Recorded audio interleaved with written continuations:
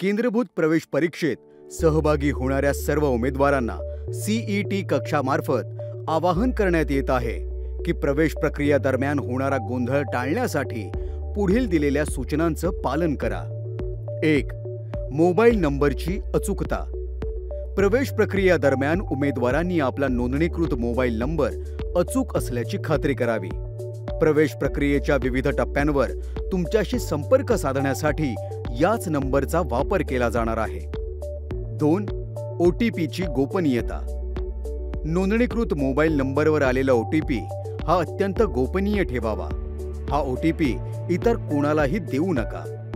OTP प्राप्त न झाल्यास दुसरा ओटीपी मागवण्याची सुविधा उपलब्ध आहे। 3. आवश्यक कागदपत्रांची पूर्तता। प्रवेश प्रक्रियेच्या वेळी आवश्यक असलेली सर्व कागदपत्रे तयार ठेवा। कागदपत्रांमध्ये चुकीची माहिती असल्यास तुमचा प्रवेश रद्द केला जाऊ शकतो। 4. वेळेचे नियोजन। प्रवेश प्रक्रिया दरम्यान वेळेची विशेष काळजी घ्या।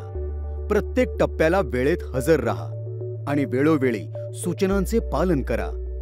वेळेत उपस्थित राहणे हे तुमच्या प्रवेश प्रक्रियेच्या यशासाठी महत्त्वाचे आहे। 5. ऑनलाईन पोर्टलची नियमित तपासणी। सीईटीच्या ऑनलाईन पोर्टलवर नियमित तपासणी करा। प्रवेश प्रक्रियेच्या विविध टप्प्यांवरील सूचना, वेळापत्रक आणि इतर महत्त्वाची माहिती येथे अपडेट केली जाईल। पोर्टलवरील सूचनांचे पालन करणे अत्यावश्यक आहे।